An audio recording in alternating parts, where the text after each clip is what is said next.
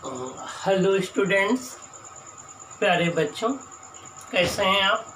बिल्कुल ठीक। Very good, very good. मैं समझ सकता हूँ स्टूडेंट्स, आप इन समय आप किन स्थितियों से, किन सिचुएशन से गुजर रहे होंगे। एक लंबे समय का लॉकडाउन इस समय आपकी परीक्षा ले रहा है। इस समय आप उस परीक्षा से गुजर रहे हैं। इन परिस्थितियों, इन परेशानियों के बावजूद आप इतने पेशेंस से क्लास सुन रहे हैं, उसको पढ़ रहे हैं। ये आप अपनी ज़िंदगी का लॉकडाउन ओपन कर रहे हैं। आप अपने सफलता की लॉकडाउन को लॉक को ओपन कर रहे हैं। इसलिए बिल्कुल मत परेशान हो। हम समझ सकते हैं इस समय आपके पास परेशानियां होंगी। किसी के पास मोबाइल नहीं होगा, किसी के पास होगा तो उसमें रिचार्ज नहीं होगा, किसी के पास डेटा नहीं होगा, किसी के पास एक ही मोबाइल होगा तो कोई उसको पापा ले गए होंगे। उसके बावजूद भी आप मैनेज कर रहे हैं। इसके लिए आप बधाई के पात्र हैं। और यही परेशानी, यही संघर्ष, यही पेशेंस कल को आपको आने वाले समय के लिए, चुनौतियों के लिए तैयार करेगा। ये छोटी चुनौतियाँ हैं। हम चाहते हैं इन छोटी चुनौतियों से आप बड़े चैलेंजेस के लिए अपने को तैयार कर लें। और आप कब तक अपने को दिलासा देते रहेंगे? कब तक मन की बातों को मानते रहेंगे? कब तक आप सचिन तेंदुलकर और बिल गेट्स का उदाहरण दे करके पढ़ाई से दूर भागते रहेंगे? कब तक अपने मन के हिसाब से चलते रहेंगे? नहीं भाई, उनके अंदर एक जज्बा था, एक आग थी, एक लगन थी, जिसने उनको उस मंजिल तक पहुंचाया।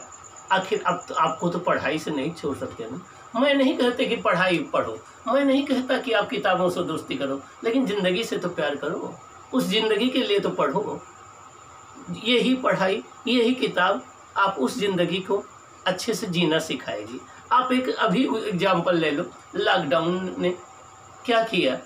जिन्होंने आज जो फिनेंशियली स्ट्रांग है, आर्थिक रूप से मजबूत है, उन्होंने इसको एंजॉय किया। उनके लिए एक चांस बन के आया, उनके लिए एक एंजॉयमेंट पीरियड बन के आया।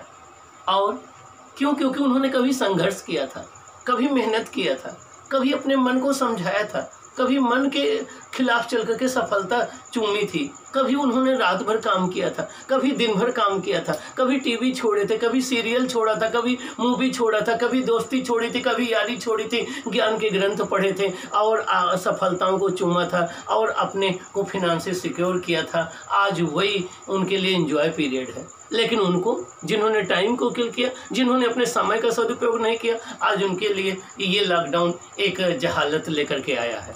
मैं चाहता हूँ आप फिनेंशियली स्ट्रांग हो जाओ, आने वाला समय आपका हो, आने वाली सफलता आपकी हो। उन चैलेंजेस के लिए आपको इन छोटी छोटी चैलेंजेस के माध्यम से मैं तैयार करना चाहता हूँ। इसलिए बच्चों, पढ़ो, पढ़ो, आगे बढ़ो, आगे बढ़ो, यही मैं चाहता हूँ। स्टूडेंट्स, इसके प्रीवियस क्लास में हमने डिस्कस किया कि डिफरेंशिएशन, इंटीग्रेशन, ये दो ऐसे टूल हैं जो हमें जीने नहीं देते फिजिक्स में। बार बार इनका यूज आता है, बार बार न्यूमेरिकल आता है, तब हम पसीना पोंछते हैं, हाय राम कैसे हम इस न्यूमेरिकल को करें। हमें तो डिफरेंशिएशन नहीं आता, हमें तो इंटीग्रेशन नहीं आता, सर ने तो बताया नहीं, ठीक ना। तो उस परेशानी से मैंने आपको बचाया, मैंने आपको डिफरेंशिएशन पढ़ाया, मैंने आपको इंटीग्रेशन पढ़ाया, उसके टूल्स सिखाए। अब टूल्स सिखा दिए, बाकी नट बोल्ट खोलना आपका काम है। उस पर बेस्ड हम लोगों ने न्यूमेरिकल किए, हमने क्वेश्चन किए, उसके एप्लीकेशन सीखे कि कैसे डिफरेंशिएशन को आप अप्लाई करेंगे, कैसे इंटीग्रेशन को अप्लाई करेंगे, कैसे उसके न्यूमेरिकल सॉल्व करेंगे। और उस पर बेस्ड हमने आपको डिफरेंट कॉन्सेप्ट के क्वेश्चन दिए। अब हम इस कॉन्सेप्ट में डिस्कस करेंगे कि एक्सेलरेशन क्या है, एक्सेलरेशन क्या है, कब वो यूनिफॉर्म एक्सेलरेशन होता है। अगर कोई बॉडी यूनिफॉर्म एक्सेलरेशन से मूव कर रही है तो उसके न्यूमेरिकल आप कैसे सॉल्व करेंगे, उनकी प्रॉब्लम को कैसे सॉल्व करेंगे, उसको हैंडल कैसे करेंगे, डिफरेंट इक्वेशन ऑफ मोशन को कैसे अप्लाई करेंगे, ये हम डिस्कस करेंगे इस कॉन्सेप्ट में।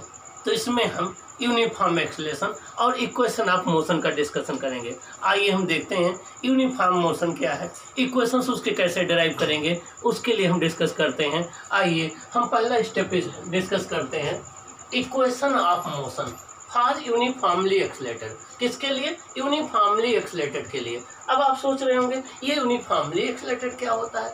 यूनिफॉर्मली एक्सेलरेटेड का मतलब हुआ बच्चों जिसमें एक्सेलरेशन की डायरेक्शन कांस्टेंट हो, एक्सेलरेशन का मैग्नीट्यूड कांस्टेंट हो, ना तो डायरेक्शन चेंज हो ना मैग्नीट्यूड चेंज हो। अगर हम एग्जांपल की बात करें तो जब कोई बॉडी अंडर ग्रेविटी मूव कर रही होती है, चाहे वो अपवर्ड जा रही होती है चाहे डाउनवर्ड जा रही होगी, उस केस में उसका एक्सेलरेशन कांस्टेंट होता है, मैग्नीट्यूड कांस्टेंट होता है, डायरेक्शन भी वर्टिकल डाउनवर्ड होती है, फिक्स होती है। हम कहेंगे वो यूनिफॉर्मली एक्सेलरेटेड मोशन है। क्या है? यूनिफॉर्मली एक्सेलरेटेड मोशन है। ऐसी मोशन को स्टडी करने के लिए हम कुछ इक्वेशन ऑफ मोशन का यूज करेंगे, उनको हम बार बार अप्लाई करेंगे और अपने इक्वेशन को बड़ी स्मूथली सॉल्व कर लेंगे। आइए हम उन इक्वेशन को सीखते हैं कि कैसे उनको हम डिराइव करेंगे। ओके, आइए देखिए फर्स्ट इक्वेशन ऑफ मोशन। क्या? First equation of motion. हम बात करते हैं फर्स्ट इक्वेशन ऑफ मोशन को। कॉन्सेप्ट नंबर 1 देखिए, ये आपका ओरिजिन है, ये ओरिजिन है, ये रेफरेंस पॉइंट है, ये ओरिजिन है जहाँ से ऑब्जर्वर जो है ऑब्जर्वर किसी चीज़ को ऑब्जर्व करना स्टार्ट करता है। ये ओरिजिन है जहाँ से ऑब्जर्वर किसी चीज़ को ऑब्जर्व करना स्टार्ट करता है। यहाँ पर ऑब्जर्वर खड़ा हुआ है, ये ऑब्जर्वर खड़ा हुआ है। ये वो ऑब्जेक्ट है जो t=0 पर x0 पोजीशन पर पहुंच चुकी थी। ये वो ऑब्जेक्ट है जो t=0 सेकंड पर x0 पोजीशन पर पहुंच चुकी थी और वो v0 वेलोसिटी से जा रही थी। t=0 सेकंड पर v0 वेलोसिटी से जा रही थी, जिसको हम इनिशियल वेलोसिटी कहेंगे। t सेकंड पर हमने देखा कि ये बॉडी b पोजीशन पर पहुंच चुकी थी और इसका पोजीशन क्या था? x था, और इसकी पोजीशन क्या थी? x थी। अब हम और इसकी फाइनल वेलोसिटी क्या थी? v थी। t टाइम पर फाइनल वेलोसिटी v है, t=0 सेकंड पे इनिशियल वेलोसिटी v0 है। और ये हम कंसीडर करके चल रहे हैं कि ये हमारी बॉडी यूनिफॉर्म एक्सेलरेशन a से चल रही है। क्या? यूनिफॉर्म एक्सेलरेशन a से चल रही है। अब हमें एक रिलेशन डिराइव करना है जो इसके एक्सेलरेशन a के बीच में हो, फाइनल वेलोसिटी v के बीच में हो, इनिशियल वेलोसिटी v0 के बीच में और टाइम t के बीच में हो। हमें एक रिलेशन ड्राइव करना है। क्या ड्राइव करना है? एक रिलेशन ड्राइव करना है। किसके बीच में? फाइनल वेलोसिटी v के बीच में, इनिशियल वेलोसिटी v0 के बीच में, एक्सेलरेशन a के बीच में, टाइम t के बीच में। आइए देखें कैसे ड्राइव करते हैं। मेथड फर्स्ट हम डिस्कस करते हैं। चलो एवरेज एक्सेलरेशन की बात करते हैं। एवरेज एक्सेलरेशन है change in velocity upon time interval. Average acceleration है change in velocity upon time interval. Change in velocity होता है final velocity v minus initial velocity v0 upon final time t, initial time t=0, तो t-0 v minus v0 upon t by cross multiply at=v minus v0, v=v0 plus at, v=v0 plus at। यहाँ v0 क्या है? Initial velocity. कब? t=0 पर। a क्या है? Uniform acceleration.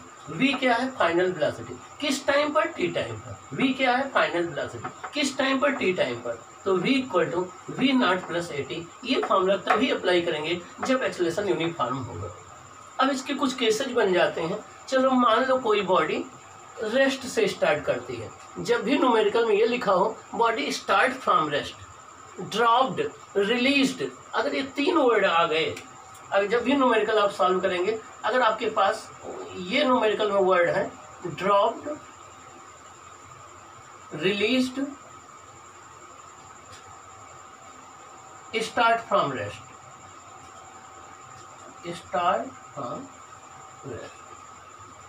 जब भी ये 3 वर्ड आ गए dropped, released, start from rest, तब भी आप ये जान लेना कि उस बॉडी की जो इनिशियल वेलोसिटी है वो क्या है? 0 है। क्या है? इनिशियल वेलोसिटी 0 है। अगर इनिशियल वेलोसिटी 0 होगी, यहाँ v 0 रख देंगे, v0 0 रख देंगे, तो क्या बचेगा? v=at। क्या बचेगा? v=at। तो v=at आ जाएगा। v क्या है? फाइनल वेलोसिटी, e क्या है? एक्सेलरेशन, t क्या है? टाइम। यहाँ से टाइम आ जाएगा t=v/a। t क्या आ जाएगा? v/a। ये आपका पहला रिलेशन आ गया। तो जब भी कोई एक न्यूमेरिकल आप सॉल्व करें, उसमें आपका आ जाए a body is dropped, a body is released, a body start from rest, a body starts, तो जान लेना इस केस में आपकी इनिशियल वेलोसिटी क्या होगी? जीरो होगी। क्या होगी? जीरो होगी। अब दूसरा केस हमारे पास है v माइनस, देखिए v equal to we naught plus AT है, इसको ट्रांसफर कर लीजिए, v minus we naught equal to AT आ जाएगा, t equal to V minus we naught upon A आ जाएगा। तो जब भी आपको टाइम चाहिए, आपको फाइनल वेलोसिटी दी गई हो, इनिशियल वेलोसिटी दी गई हो और एक्सेलरेशन दिया गया हो, तो टाइम निकालने के लिए ये फार्मूला हम यूज करेंगे। टाइम निकालने के लिए ये फार्मूला यूज करेंगे। यहीं पर एक केस और बनता है, आपसे कहा जाए कि बॉडी फाइनली रेस्ट में आ गई, आपसे कहा जाए कि body comes to rest. Comes to rest का मतलब होता है फाइनल वेलोसिटी उसकी जीरो हो गई। आपसे कहा जाए बॉडी स्टॉप्स, आपसे कहा जाए स्टॉप्स, तो चाहे आपसे कहा जाए कम्स टू रेस्ट, चाहे कहा जाए स्टॉप, इन दोनों केस में उसका v जीरो हो जाएगा। क्या हो जाएगा? v जीरो हो जाएगा। जब फाइनल वेलोसिटी जीरो हो जाएगी, v जीरो हो जाएगा। अब अगर आप इक्वेशन ऑफ मोशन अप्लाई करेंगे तो देखिए जीरो इक्वल टू क्या आ जाएगा? जीरो इक्वल टू क्या आ जाएगा? v नॉट प्लस एटी आ जाएगा। v नॉट प्लस क्या आ जाएगा? v नॉट प्लस एटी आ जाएगा। यहाँ से आपका क्या आ जाएगा? यहाँ से t इक्वल टू आ जाएगा minus we naught upon A आ जाएगा। ये वो टाइम होगा जितने टाइम में वो बॉडी रेस्ट में आ जाएगी। ये वो टाइम होगा जितने टाइम वो बॉडी रेस्ट में आ जाएगी। तो जब भी आपको क्वेश्चन में दिया गया हो कि बॉडी कम्स टू रेस्ट या बॉडी स्टॉप्स, तो उसमें फाइनल वेलोसिटी को आपको जीरो करना होगा। क्या करना होगा? फाइनल वेलोसिटी को आपको जीरो करना होगा, v को जीरो करना होगा।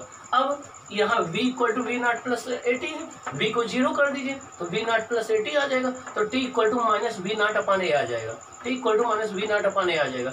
इतने टाइम के बाद वो बॉडी, अब टाइम तो निगेटिव में होता नहीं है, टाइम तो निगेटिव में होता नहीं है, तो टाइम को पॉजिटिव करने के लिए आप इसको लिख सकते हैं t equal to we naught upon A, minus हटा दीजिए तो आ जाएगा time t equal to we naught upon A. इतने टाइम के बाद वो बॉडी जो है वो रेस्ट में आ जाएगी। यहाँ से टाइम कैलकुलेट कर लेंगे। अब चलो इसको दूसरे मेथड से हम सॉल्व करते हैं। ये तो रहा पहला मेथड। अब हम दूसरा मेथड कैलकुलस का मेथड यूज करते हैं, जो कि डिफरेंशिएशन का, इंटीग्रेशन का है, जिसके विषय में पहले डिस्कस कर चुके हैं। a equal to D V upon D T, A equal to D V upon D T, तो D we equal to A D T, D we equal to A D T, integration कर दो, integration D we equal to integration D T. अब यहाँ पर limit हम लेंगे, lower limit we naught होगी जो इनिशियल वेलोसिटी है, फाइनल लिमिट v होगी डी वी इक्वल टू, यहाँ initial time t equal to zero होगा जो ये टाइम है, final time t equal to t होगा। इस टाइम पर जो वेलोसिटी होगी वो ये होगी, इस टाइम पर जो होगी वो ये होगी। यहाँ टाइम है तो यहाँ टाइम की लिमिट होगी, यहाँ वेलोसिटी है तो यहाँ वेलोसिटी की लिमिट होगी। आगे देखिए, इसको हम राइट कर सकते हैं v naught to v 1 dv equal to a uniform है तो इंटीग्रेशन के बाहर आ जाएगा, ए यूनिफॉर्म है इंटीग्रेशन के बाहर आ जाएगा, 0 से t 1 dt, 0 से t 1 dt आ जाएगा। अब यहाँ पर 1 dv क्या होता है? 1 dv इंटीग्रेशन v होता है, 1 dx x होता है, 1 dy y होता है, 1 d थीटा थीटा होता है, तो ये 1 dv क्या आ जाएगा? v आ जाएगा। क्या आ जाएगा? v आ जाएगा। यहाँ पर limit, lower limit v naught हो जाएगी, अपर लिमिट v हो जाएगी, यहाँ एक 1 dt t हो जाएगा, 0 से t आ जाएगा। अब पहले ये वैल्यू यहाँ पुट करते हैं, फिर माइनस लगाते हैं, फिर वैल्यू यहाँ पुट करते हैं, v minus we naught equal to 80, v minus we naught equal to 80, तो v equal to we naught plus 80, v equal to we naught plus 80। ये कैलकुलस मेथड रहा आपका, डिफरेंशिएशन मेथड से ये सॉल्व हो गया। ये सेकंड मेथड रहा। अब हम इसी इक्वेशन को थर्ड मेथड से सॉल्व करना चाहते हैं। ये थर्ड मेथड कहलाता है ग्राफ मेथड। थर्ड मेथड इसको हम बोलते हैं ग्राफ मेथड, ये कहलाता है ग्राफ मेथड। आपका सेकंड मेथड आपका है कैलकुलस मेथड। सेकंड मेथड कहलाता है कैलकुलस मेथड। इसको हम कैलकुलस के थ्रू कर सकते हैं, कैलकुलस मेथड। थर्ड मेथड है आपका ग्राफ मेथड। अब देखिए ग्राफ से हम कैसे सॉल्व करेंगे। ये टाइम हो गया, ये स्पीड हो गया, y एक्सिस को हमने स्पीड एक्सिस ले लिया, ये x एक्सिस को हमने टाइम एक्सिस ले लिया। t इक्वल टू 0 पर बॉडी की इनिशियल वेलोसिटी v नॉट थी, t इक्वल टू 0 पर बॉडी की इनिशियल वेलोसिटी देखिए v नॉट है। जैसे जैसे टाइम बढ़ता गया इसकी वेलोसिटी बढ़ती गई और t equal to t second पर वेलोसिटी v है। देखिए t equal to t second पर वेलोसिटी इसकी कितनी है? v है। वेलोसिटी कितनी है? v है। ये v नॉट है, ये v है, तो ये कितना हो जाएगा? v minus we naught. इसका ग्राफ आपका ए बी आ गया, ग्राफ ए बी आ गया। यहाँ से एक परपेंडिकुलर ड्रा कर दिया, एक परपेंडिकुलर हमने यहाँ से ड्रा कर दिया, ये ट्रायंगल बन जाएगा। ए बी आपका ग्राफ है। अब ये v है आपका, ये v है, ये v नॉट है, तो ये क्या हो जाएगा v माइनस v नॉट, ये एंगल थीटा हो जाएगा। ये स्लोप कहलाएगा इस ग्राफ ए बी का। तो a equal to slope of v t graph. Velocity time graph का स्लोप एक्सेलरेशन देता है, वेलोसिटी टाइम ग्राफ का स्लोप एक्सेलरेशन देता है।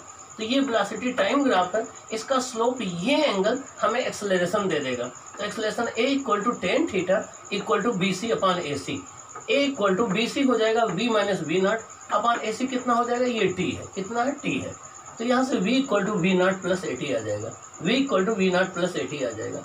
ये आपका फर्स्ट इक्वेशन ऑफ मोशन हो गया ग्राफ मेथड से, ये फर्स्ट इक्वेशन ऑफ मोशन हो गया कैलकुलस मेथड से, ये फर्स्ट इक्वेशन ऑफ मोशन हो गया मैथमेटिकली। अब आइए देखें, कुछ कंडीशन देखते हैं।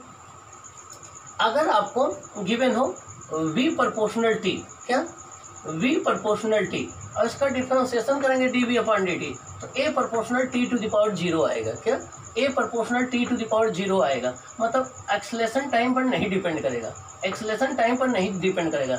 जब भी कोई क्वांटिटी किसी की पावर 0 पर डिपेंड करे, इसका मतलब वो उस पर डिपेंड नहीं करती है, तो एक्सेलरेशन टाइम पर नहीं डिपेंड करेगा। ऐसी मोशन को हम क्या कहेंगे, यूनिफॉर्मली एक्सेलरेटेड मोशन। क्या कहेंगे, यूनिफॉर्मली एक्सेलरेटेड मोशन।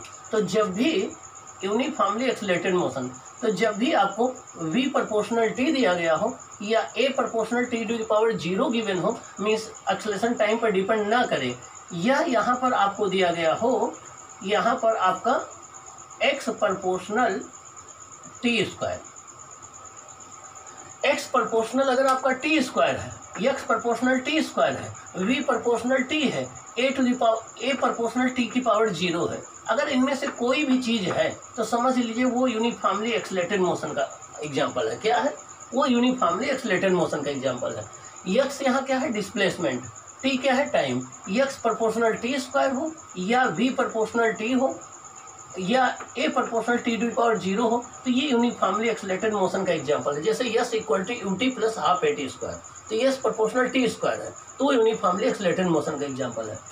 अगर v प्रोपोर्शनल t स्क्वायर हो, क्या v प्रोपोर्शनल t स्क्वायर हो, तो a प्रोपोर्शनल t हो जाएगा, एक्सेलरेशन टाइम पर डिपेंड करेगा, तो ये नॉन यूनिफॉर्म एक्सेलरेटेड मोशन होगी। क्या होगी, नॉन यूनिफॉर्म एक्सेलरेटेड मोशन होगी। क्या होगी, नॉन यूनिफॉर्म एक्सेलरेटेड मोशन होगी। तो जब भी v प्रोपोर्शनल t स्क्वायर हो या v प्रोपोर्शनल t क्यूब हो या v proportional t to power 4 हो, मतलब 2 से अगर ज़्यादा 2 या 2 से ज़्यादा पावर है, तो उस केस में एक्सेलरेशन टाइम पर डिपेंड करेगा, वो नॉन यूनिफॉर्म एक्सेलरेटेड मोशन होगी।